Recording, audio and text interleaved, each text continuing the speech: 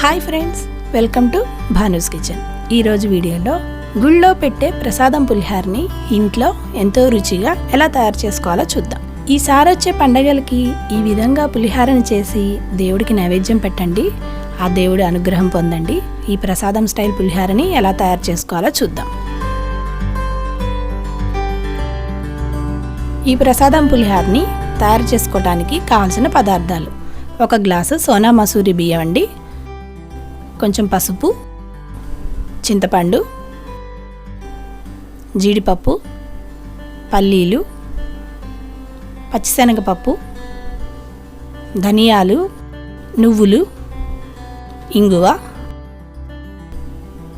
కరివేపాకు, మినప్పప్పు, ఆవాలు, ఉప్పు, మెంతులు, మిరియాలు, ఎండుమిరపకాయలు, కొంచెం ఆయిల్. ఇప్పుడు వీటితోటి పులిహోర ఎలా తయారు చేసుకోవాలో చూద్దాం. ఇప్పుడు ఒక 60 గ్రాముల చింతపండు తీసుకొని వేడి నీళ్ళు పోసుకొని నానబెట్టుకోండి. ఇలా వేడి నీళ్ళు పోయటం వల్ల చింతపండు త్వరగా నానుతుంది. ఇప్పుడు దీన్ని పక్కన పెట్టుకొని నెక్స్ట్ ప్రాసెస్ చూద్దాం. దానికి ముందుగా స్టవ్ ఆన్ చేసుకొని కడాయి పెట్టుకొని అది వేడైన తర్వాత 1 టీ స్పూన్ ధనియాలు, సగం కంటే తక్కువ 1/2 టీ స్పూన్ మిరియాలు, కొన్ని మెంతులు. ఈ మెంతులు 1/2 టీ స్పూన్ కంటే ఇంకా తక్కువ అండి. ఇప్పుడు వీటిని బాగా ఫ్రై చేసుకోవాలి. ఇవి దోరగా వేగిన తర్వాత 1/2 టీ స్పూన్ ఆవాలు వేసుకొని బాగా ఫ్రై చేయండి. ఇవి ఇలా వేగిన తర్వాత ఇందులో 2 ఎండుమిరపకాయలు ఈ విధంగా తుంచి వేసుకోండి. ఇందులోనే 1.5 టీ స్పూన్ నువ్వులు వేసుకొని బాగా ఫ్రై చేయండి. ఈ నువ్వులు లాస్ట్లో వేసుకొని ఫ్రై చేయండి, ఎందుకంటే తొందరగా వేగిపోతాయి కదా, మాడతాయి మళ్ళీ. ఇవన్నీ బాగా వేగిన తర్వాత కొంచెంసేపు పక్కన ఉంచేయండి. అవి బాగా చల్లారిన తర్వాత మిక్సీ జార్లో వేసుకొని ఫైన్గా పౌడర్ చేసుకొని తెచ్చుకోవాలి.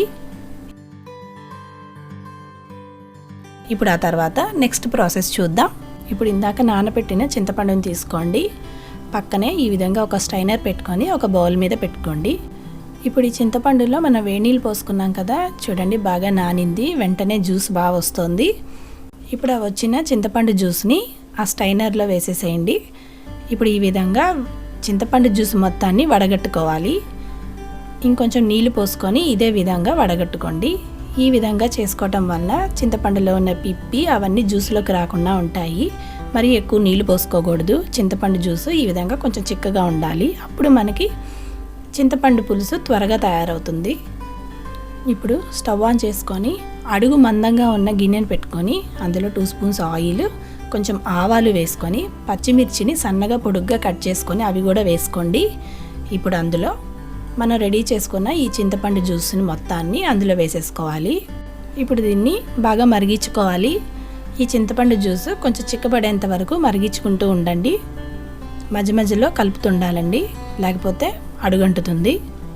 ఈ విధంగా చింతపండు జ్యూస్ బాగా చిక్కబడిన తర్వాత అందులో 1/2 టీ స్పూన్ బెల్లం, కొంచెం పసుపు వేసుకొని బాగా కలుపుకోవాలి.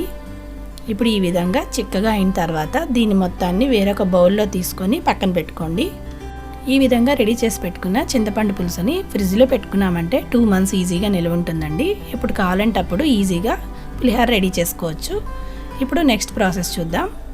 ఇప్పుడు 1 గ్లాసు సోనా మసూరి రైస్ తీసుకొని కుక్కర్లో వేసుకోండి. ఇప్పుడు 2-3 సార్లు నీళ్లు పోసుకొని బాగా వాష్ చేసుకోవాలి.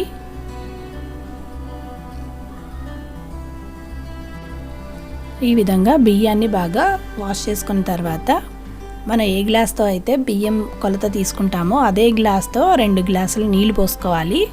మనం ఇక్కడ కుక్కర్లో డైరెక్ట్గా వండుకుంటున్నాం కాబట్టి 2వ గ్లాసు కొంచెం తక్కువ నీళ్లు పోసుకోండి.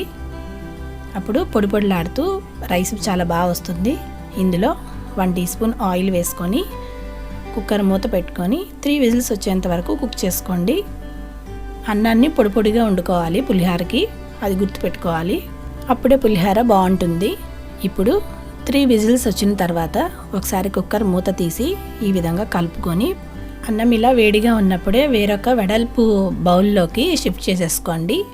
ఈ అన్నం కొంచెం చల్లారనివ్వాలి, వేడిగా కలిపితే మెత్తబడిపోతుంది. అందుకని ఈలోపు పక్కన స్టవ్ ఆన్ చేసుకొని కడాయి పెట్టుకొని కొంచెం ఆయిల్ వేసుకుందాము. ఈ ఆయిల్ వేడైన తర్వాత 2 స్పూన్ పల్లీలు వేసుకొని బాగా వేయించుకోండి. పులిహోరలోకి టేస్ట్ అంతా ఈ పోపు వల్లే వస్తుందండి. అందుకని ఈ పోపులో వాడే ఆయిల్ వేరుశనగ నూనెతో వేయండి, చాలా బాగుంటుంది. ఇప్పుడు ఈ పల్లీలు వేగిన తర్వాత అందులో 1 టీ స్పూన్ పచ్చిశనగపప్పు, 1 టీ స్పూన్ మినపప్పు, 10 జీడిపప్పులు వేసుకొని బాగా వేయించండి. పులిహోరలో జీడిపప్పులు చాలా బాగుంటాయండి, అస్సలు స్కిప్ చేయొద్దు. ఈ విధంగా ఈ పోపు అంతా వేగిన తర్వాత ఇందులో 1/2 టీ స్పూన్ ఆవాలు వేసుకొని అందులోనే సన్నగా పొడుగ్గా కట్ చేసి పెట్టుకున్న పచ్చిమిరపకాయ ముక్కలు, కొంచెం కరివేపాకు, 2-3 ఎండుమిరపకాయలు ఈ విధంగా తుంచి వేసుకోండి. ఇందులోనే తురుము పెట్టుకున్న చిన్న అల్లం ముక్క కూడా వేసుకొని బాగా కలుపుకోవాలి. ఇప్పుడు ఇదంతా బాగా వేగిన తర్వాత ఇందులో కొంచెం ఇంగువ కూడా వేసుకొని బాగా కలుపుకోవాలి. ఇప్పుడు ఇందులోనే కొంచెం పసుపు కూడా వేసుకొని బాగా కలుపుకొని ముందుగా మనం రెడీ చేసి పెట్టుకున్న చింతపండు పులుసుని ఇందులో వేసేసుకోవాలి. ఈ విధంగా పోపులో ఈ చింతపండు పులుసు వేసుకోవటం వలన టేస్ట్ చాలా బాగుంటుందండి, అస్సలు స్కిప్ చేయొద్దు. ఇప్పుడు దీన్ని ఒకసారి బాగా కలుపుకొని ఇందులో రుచికి సరిపడ ఉప్పు కూడా వేసుకొని బాగా కలపండి. ఇది ప్రసాదం స్టైల్ పులిహోర కదండి, ఈ విధంగా చేసుకుంటే చాలా బాగుంటుంది. ఇప్పుడు ఈ పోపు మిశ్రమాన్ని అంతా ఈ అన్నంలోకి కలిపేసుకోవాలి. ఇప్పుడు అసలైన తారక మంత్రం ఉందండి. ఇప్పుడు ఒకసారి దీన్ని కలుపుకొని ఇప్పుడు ముందుగా మనం రెడీ చేసి పెట్టుకున్న పౌడర్ ఉంది కదండి, ధనియాలు, మిరియాలు, నువ్వులు అన్నీ వేయించుకొని పౌడర్ చేసుకున్నాం కదా, దాన్ని ఇందులో వేసేసుకోవాలి.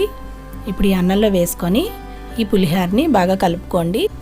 ఒక్కసారి ఈ విధంగా ట్రై చేసి చూడండి, టేస్ట్ చాలా బాగుంటుంది.